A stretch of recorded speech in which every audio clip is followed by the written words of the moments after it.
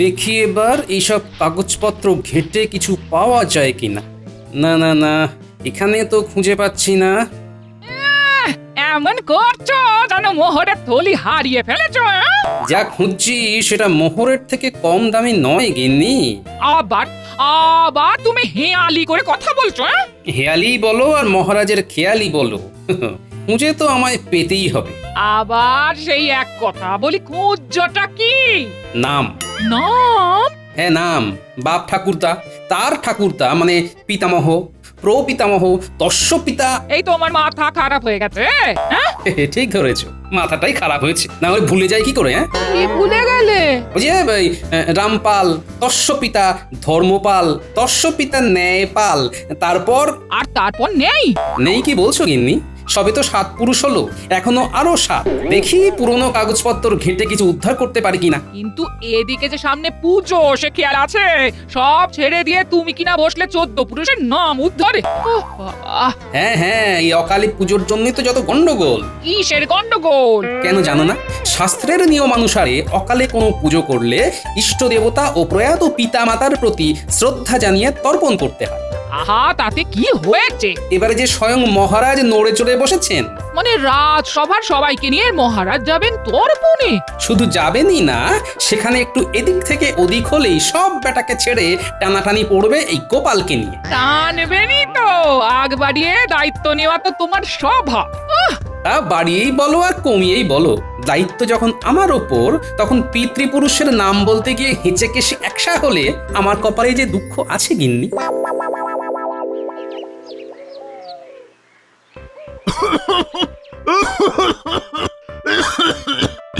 কি হলো বলো তো? কথা নেই বার্তা নেই, শুধু শুধু শুকনো কাশি শুরু হয়ে গেল। শুধু শুধু নয় গিন্নি, শুধু শুধু নয়।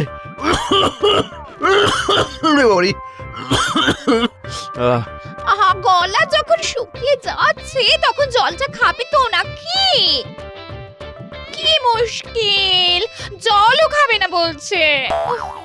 ওই জল খাওয়ার কথা ভাবতে গিয়েই তো হেঁচকি উঠছে। কি আবল তাবল বকছো বলো তো? আবল তাবল নয় গিন্নি, ওই পিতৃপুরুষকে জল দেওয়ার ব্যাপারটাই গলায় আটকাচ্ছে। ও তাই বলো, তাই বলো, তুমি তর্পণ করার কথা বলছো তাহলে? তবে নয় তো কি, তর্পণ করিয়ে পণ্ডিত ত্যাগ ভারী করবে আর সব দায়িত্ব গোপাল সামলাবে। আমি কি তবে ফেল ফেল করে তাকিয়ে দেখবো? তাতে হয়েছেটা কি? আমি বলি কি, তুমি বরং মন দিয়ে তর্পণটাই করো। কেন মন দিতে যাব কেন? আহা, পিতৃপক্ষে শ্রাদ্ধ শান্তি আর তর্পণ করলে পূর্বপুরুষরা খুশি হন, আশীর্বাদ করেন। তাদের কৃপায় না জীবনের অনেক অনেক বাধা দূর হয়ে যায়। তখন এই বিভিন্ন সমস্যা থেকে মুক্তি মেলে। তার আগেই তো দেখছো যত সমস্যা, সবকিছু ঠিক করে সামলে দিলে নাম হবে গোপালের। না না না না না, কোনোভাবেই যদি একটু বেগ দেওয়া যেত তাহলে। তাহলে আর কি, ভাবতে শুরু করে দাও এবার। শুরু নয়, একেবারে শেষ করে দিয়েছি। সে কি, এর মধ্যে আবার শেষও হয়ে গেল? এবার এমন একটা পরিকল্পনা করেছি যাতে সাপও মরবে অথচ লাঠিও ভাঙবে না। তবে তবে তার জন্য এখন নবাবী ভরসা। হ্যাঁ, আর তারপর মহারাজ খাবেন ভ্যাবা চ্যাকা।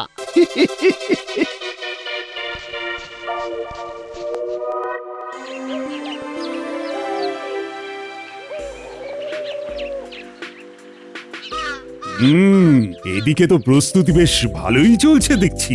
প্রস্তুতি তো একেবারে তুঙ্গে মহারাজ। পিতৃপক্ষের অবসান হয়ে দেবী পক্ষ শুরু হবে বলে কথা, আর কিছু কাজ ফেলে রাখলে চলবে না। অল্প যা কিছু বাকি থাকবে তাও কয়েকদিনের মধ্যেই হয়ে যাবে মহারাজ। ধীরে ধীরে সেরে উঠবেন দেবী, গ্রহ নক্ষত্রের আলোয় দিগন্ত ঝলমল করবে। মহালয়ার দিন মায়ের চক্ষুদান করবেন মহারাজ, তার আগে খুঁটিয়ে দেখে নিতে হবে তো সবটা। হ্যাঁ হ্যাঁ, তা তো দেখতেই হবে, ওটাই তো আসল কাজ, না হলে তো সবটাই ফাঁকি হয়ে যাবে।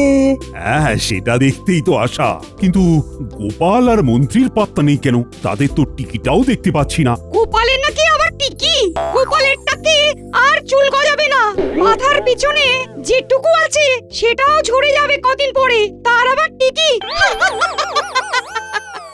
এই না মানে ওই আর কি, কিন্তু ওরা দুজন গেল কোথায়? আগে মহারাজ, খবর পেয়েছি গোপাল নাকি দৌড় বন্ধ করে বসে বসে পিতৃপুরুষের নাম পরিচয় খুঁজছে। মশাইও বুঝি একই কাজে ব্যস্ত আছেন। না না, সবাই মনে হচ্ছে চাপে পড়ে গেছে। ভালোই তো, তবেই তো পিতৃপুরুষকে জল দেওয়ার কাজ সুসম্পন্ন হবে। চল, এদিকটা তো হলো, একবার না হয় গঙ্গার ঘাটটাও পরিদর্শন করে আসি।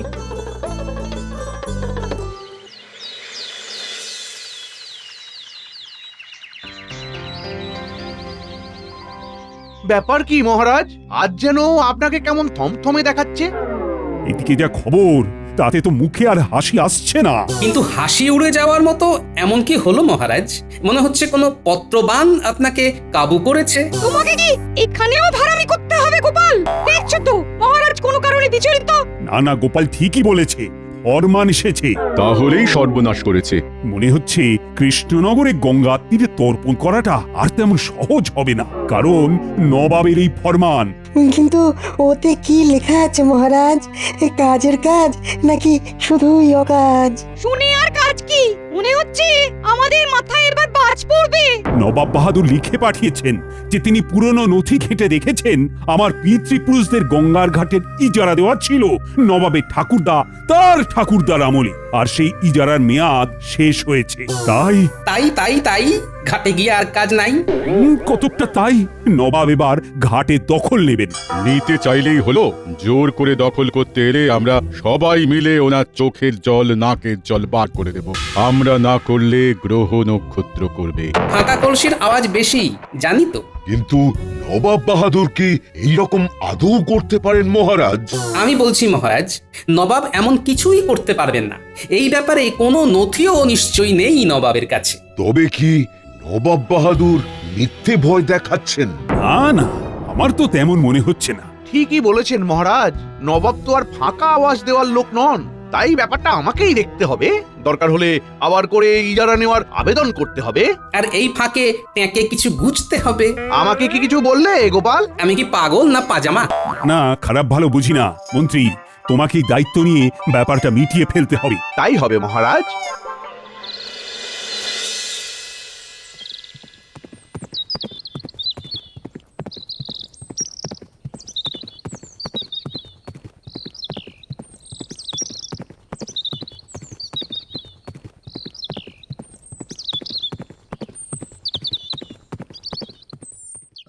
এত কি ভাবছেন জাহাপানা?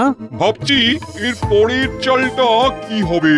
অত ভাববেন না হুজুর, দেখবেন আপনার এই এক চালে এই মহারাজ কৃষ্ণচন্দ্র একেবারে কাত হয়ে গেছে। বলছো? উজির একদম ঠিক কথাই বলেছে জাহাপানা। আরে মন্ত্রী যে, এসো এসো এসো।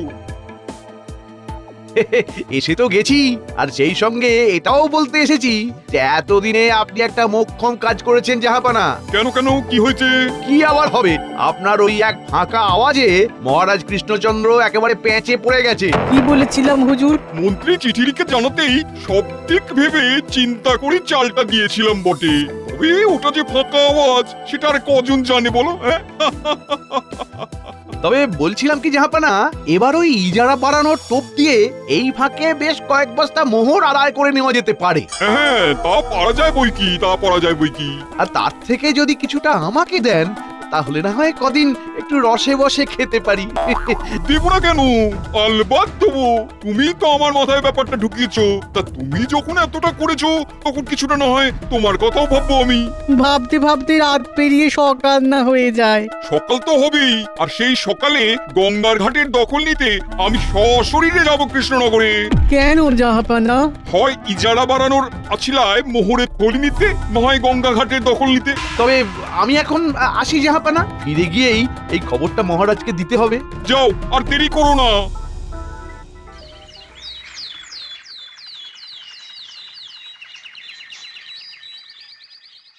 কি হলো? ইজারার ব্যাপারে মন্ত্রী তো কই এসে কোনো খবর দিল না এখনো। দরদাম করে আসতে মন্ত্রীমশাইয়ের একটু সময় তো লাগবেই মহারাজ। হ্যাঁ, মন্ত্রী নবাবের সঙ্গে বসে দরদাম করছে।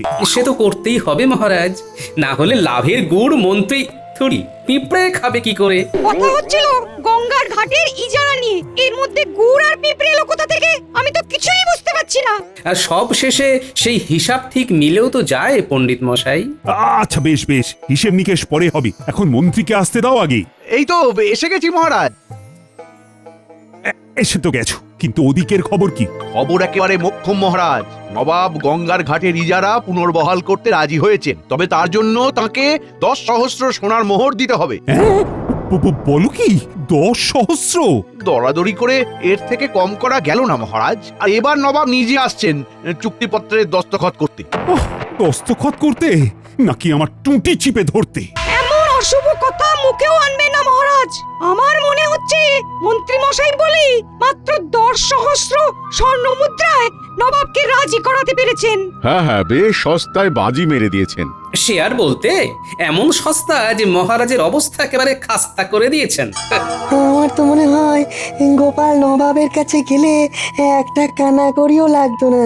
একটু অন্য রকম ভাবে হয়তো ব্যাপারটা মিটিয়ে নেওয়া যেতে পারতো। গোপাল কি জাদুটোনা করতো? কি হলে কি হতো সেই নিয়ে এত কথা কেন হচ্ছে সেটাই তো নং বুঝন্তি। মাথা পাগলং পাগলং। না না, তার থেকে গোপালের কেমন এলেম আছে সেটা দেখে নিলেই হয়। দেখুন না মহারাজ, যত খুশি দেখুন, এ আর এমন কি ব্যাপার। তবে তবে আবার কি? তবে এর জন্য সামান্য কিছু কাঠখড় পোড়াতে হবে, এই যা।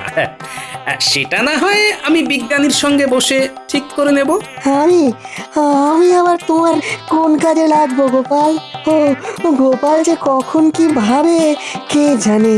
যত যাই ভাবো গোপাল চন্দ্র, এবার আর মহারাজ কৃষ্ণচন্দ্রকে বাঁচাতে পারবে না। 10,000 সোনার মোহর গলে গেল বলে।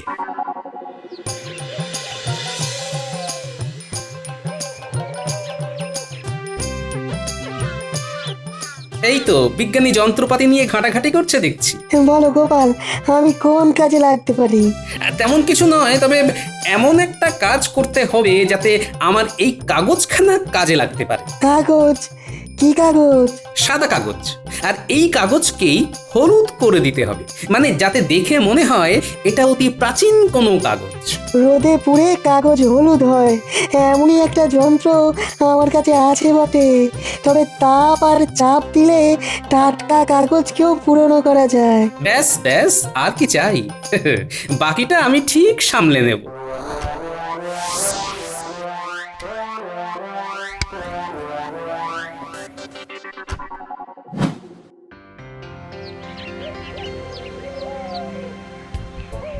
হ্যাঁ, বলি রাজসভা থেকে ফিরতে এত সময় লাগে বুঝি? কাজ কি আমার একটা গিন্নি? একটা কাজ শেষ করেই আরেকটা কাজ ধরি। এ বাড়িতে এসো ধরাধরি করবে বুঝি? ধরাধরি নয় গিন্নি, এবার একেবারে লেখালেখি। লেখালেখি? আর তার জন্য তুমি ঘরে ঢুকতে না ঢুকতে এইভাবে ছড়িয়ে বসে গেলে? মুখের কথায় কাজ হবে না গিন্নি, তাই একেবারে লিখে লিখে কথা হবে। নবাব ঘুঘু দেখেছে, কিন্তু ঘুঘুর ফাঁদ তো আমি দেখাবো। ঘুঘু? বলি ফাঁদ? না না না, ঘুঘু ফাঁদ নয় গিন্নি, বরং ফাঁদে ঘুঘু। ফাঁদ পেতে এবার আমি আসল ঘুঘুকে ধরবো।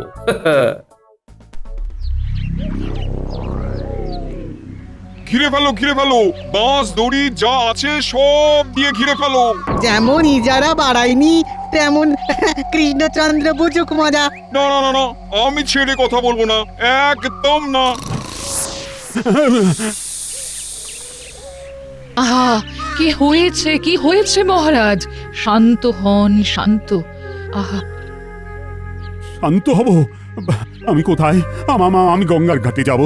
নিশ্চয়ই আপনি কোনো দুঃস্বপ্ন দেখছিলেন মহারাজ। দুঃস্বপ্ন? তাই যেন হয় রানী। আমি যে দেখলাম নবাব এসে গঙ্গার ঘাটে দখল নিচ্ছে। কিন্তু আপনি তো ঘুমোচ্ছিলেন মহারাজ, তেমন কিছুই হয়নি। কিন্তু সত্যি যদি তেমন কিছু হয় তবে কি হবে? চিন্তা করবেন না মহারাজ, গোপাল যখন দায়িত্ব নিয়েছে তখন ব্যবস্থা কিছু একটা হবে। কিন্তু আমি যে নিশ্চিন্ত হতে পারছি না। তবে আমার মাথায় কিছুতেই ঢুকছে না আপনার পিতৃপুরুষরা কবে এমনই যারা নিয়েছিলেন। বাকি মাথা খাটানোর কাজটা গোপালের উপরে ছেড়ে দিন না মহারাজ।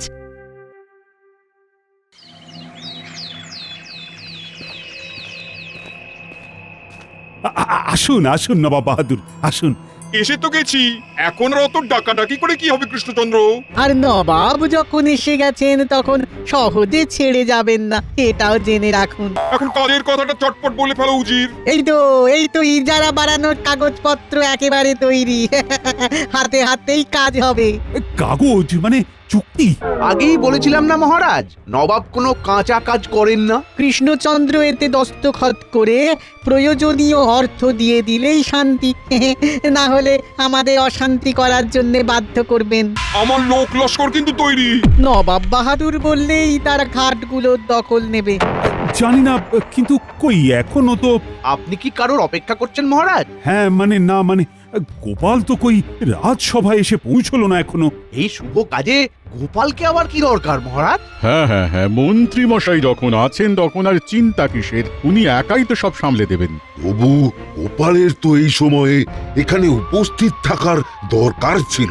গোপালের ভরসায় না থেকে বরং নবাব যেমন চাইছেন তেমন অর্থ দেওয়ার ব্যবস্থা করুন মহারাজ। কি হলো কৃষ্ণচন্দ্র, তবে কি ধরে নেবো ইজারা বাড়ানোয় তোমার তেমন কোনো আগ্রহ নেই? আমাকে কি তাহলে অন্য ব্যবস্থা নিতে হবে? না না, তাহলে যে বিপদ বাড়বে। অগত্যা কি আর করা যায়? যাও মন্ত্রী যাও, কোষাগার থেকে প্রয়োজনীয় অর্থ নবাবকে দেওয়ার ব্যবস্থা করো। ওই অর্থ হাতে পেলেই নবাব ইজারা বৃদ্ধির চুক্তিতে দস্তখত করবেন। ওহ, গোপালটা দেখে দেখে এখনই ডোবালো আমায়। ওর উপর ভরসা করে যে কি ভুলই না করেছিলাম। না, এখন তো দেখছি গোপাল কোনো কাজেরই নয়।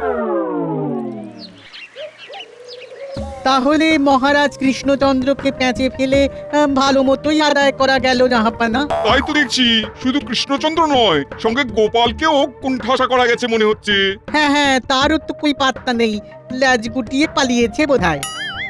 তবে আমি পালানোর বান্দা নই জাহাপনা।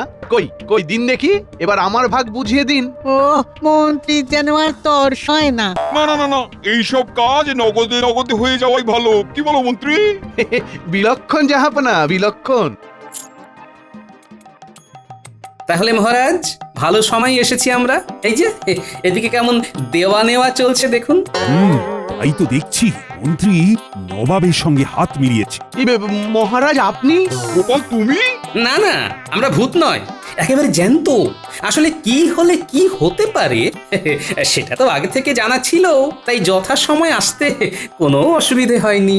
সে যাই হোক, গঙ্গার ঘাটে ইজারা বাড়ানোর মোহর যখন হাতে এসে গেছে তখন কোনো কিছুতেই আর কিছু হবে না। তাই বুঝি, কিন্তু এখনো তো হওয়ার অনেক কিছু আছে জাহাপনা। বাকি আছে? রসিকতা হচ্ছে আমার সঙ্গে? রসিকতা আমি নয়, করছেন তো আপনি। কারণ আসলে তো এইসব ঘাট মোগল সম্রাটের সম্পত্তি, তাই আদৌ যদি কোনো ইজারা থাকে তবে তা শেষ হয়ে যাওয়ার পরে আপনি এর দখল নিলেও সম্রাট খবর পেলে কি হবে ভেবে দেখেছেন? কি হবে? সম্রাট যে শুধু আপনাকে এখান থেকে উৎখাত করবেন তাই নয়, মুর্শিদাবাদের ঘাটগুলোর দখল নেবেন। আর মোগল সম্রাটকে জানানোর এই কাজ করবেন স্বয়ং মহারাজ কৃষ্ণচন্দ্র। গোপাল আবার এ কি কল খাটালো জাহাপানা? শুধু কল নয়, একেবারে জাঁতা কল।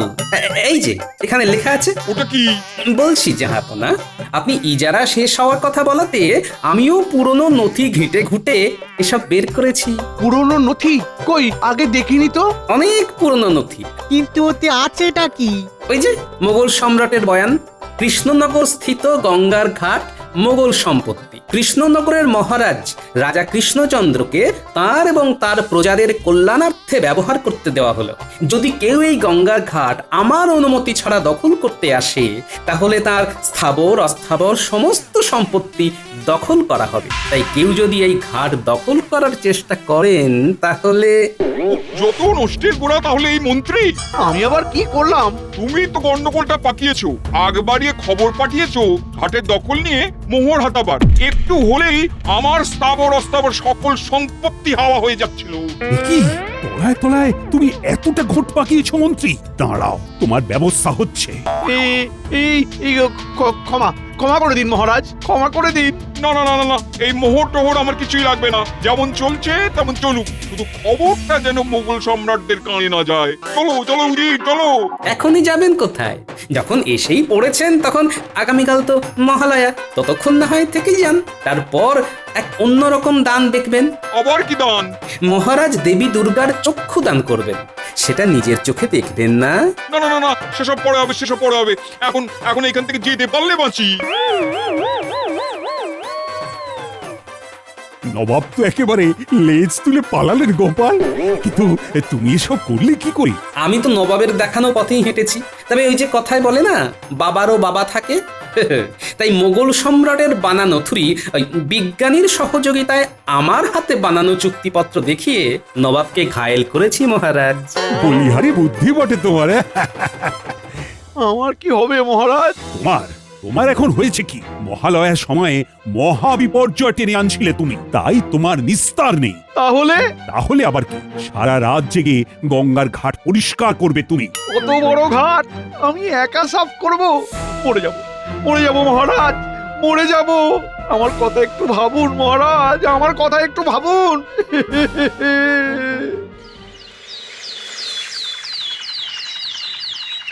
ওম পিতা স্বর্গ পিতা ধর্ম পিতা হি পরমন্তপ পিতরি প্রীতিমাপন্নে প্রিয়তে সর্ব দেবতা